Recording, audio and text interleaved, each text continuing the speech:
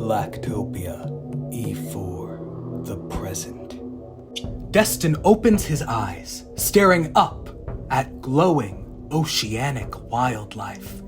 He watches whales pass like clouds above him. Then, like an eclipse, he sees a cloud of plastic waste. Completely blinded by darkness, a terror of the unknown takes hold.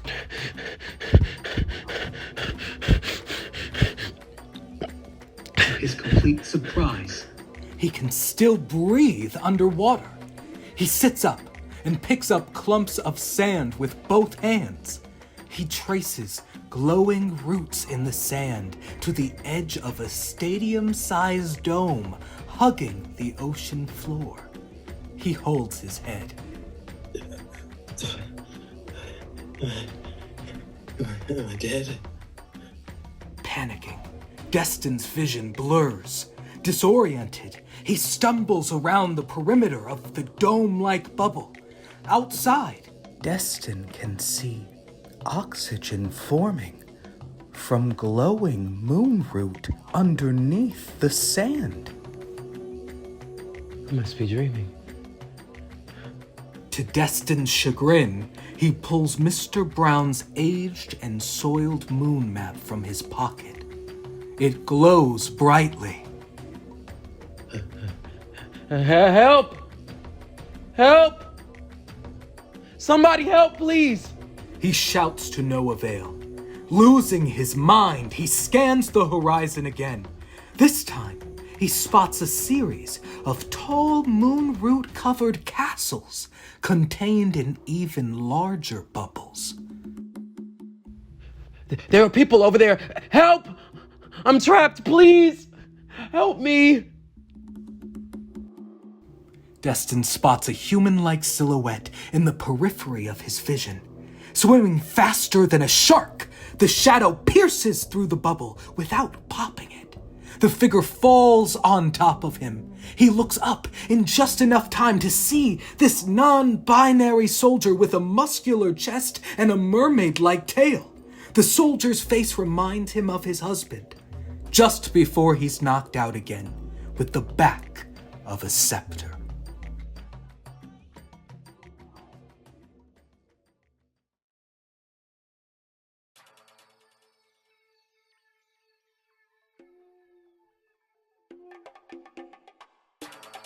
In a royal courtroom, Destin squints his fresh black eye.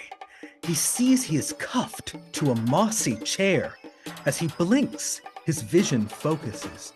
He scans solar-powered technology around him, similar to what he had in Moonroot Village.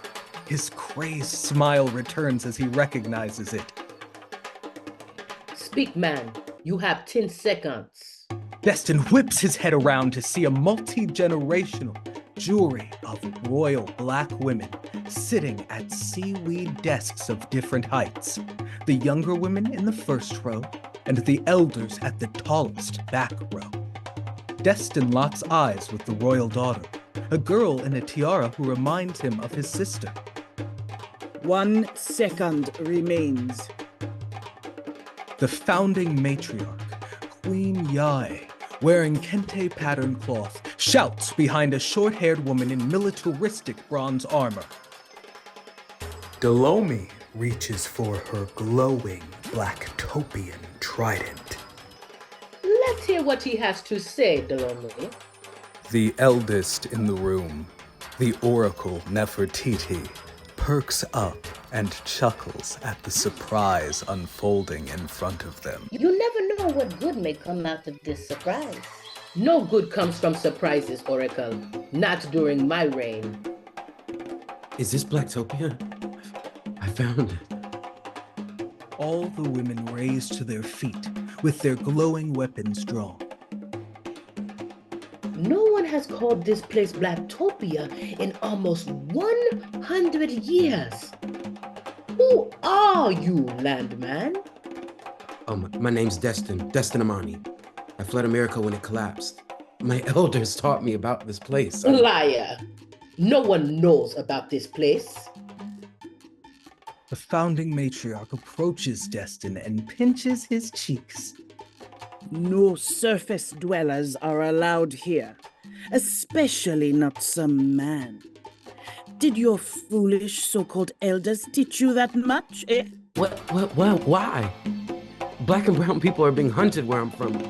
We used to pray for a place like this. My parents, they died looking for you. Enough. Do you have any idea how this sustainable, synergetic, symbiotic society has survived? At least he had faith we existed. No one had faith in the collective power of black women. And that's why no one else is welcome here. The idiocracy of capitalism and patriarchy allowed us to live here unnoticed, untouched, unbothered by the likes of parasites like you. There can only be one gender here. How do you reproduce? What about non-binary people or trans people? We handle them just like any of your toxic, genocidal failed governments would. We deport 85% of the non-femme population for sustainability. What do you do with them? You're about to find out. The hard way. Don, take him to the mid-quarters to meet our other undesirables. Once he recovers, make sure to amputate his legs. We'll have him fitted for a tail so that he can join you on your patrol for Tia's coronation ceremony. Behind him, the non-binary soldier, Dawn, drags Destin's chair away. Wait. No.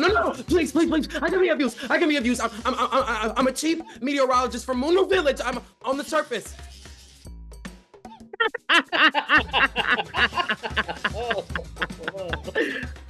You are useless to us. The technology is still fueled by the solar power conducted through all this moon route, right?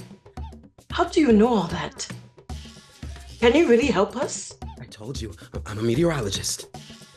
Above ground, weather patterns have an effect on ocean currents too. Watch. Because of the mega tornado I saw, the lights are going to flicker in 3, 2, 1. Just as Destin predicts, the lights flicker as another waste cloud eclipses over them. A strong ocean current glides past the castle, sounding like a howling wind. The young oracle and princess smile. Our queendom doesn't need any more chaos. Our royal house cat here already causes enough of that. Humiliated by being called out, the royal daughter stands and leaves. She wipes tears forming in her eyes. Well, if that little brat believes you so badly, then it will be her responsibility to oversee your deportation from Blacktopia. Blacktopia?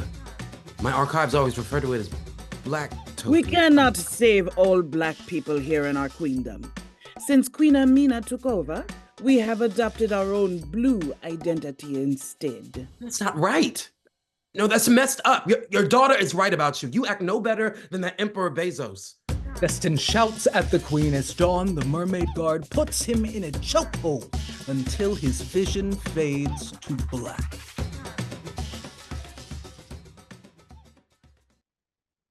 In a Blacktopian corridor, Dawn, the gender-fluid soldier, has replaced their bionic mermaid tail with prosthetic legs. They drag Destin's limp body out of the castle. They both overhear. Stand in your truth. If you think that goof will help us, go in there and tell our mothers they've gone woo-woo before it's too late. I can't. She could push back my coronation again. Soon enough, I'll be making the rules around here. Dawn slows down to eavesdrop on the new oracle and the royal daughter. I love how you always speak of tomorrow. But what about today? Tia, you are going to be a queen. You can't keep hiding behind the ivory excuses of the royal elders. Why don't you tell them then? I wish I could. I love you. But I don't have your royal privilege. I love you too, Ra. But not yet. Hey, If I spoke my truth in here, I'd have my tongue cut out. You can speak yours as much as you like, but you're silent. You can't even call yourself a royal daughter. Tia notices Dawn lurking around. She stomps away from them both. Behind your back, Auntie Delomi and I call you the royal house cat. Inside the nearby courtroom, the elders eavesdrop on the girls. Must we do this right now? Today? To run away from everything? I'm sick of running. Isn't our love enough to fight for? Of course it is, Zara. To the moon and back. Most days, I feel trapped in the Marina Trench. But you're a lantern fish guiding me out of the dark.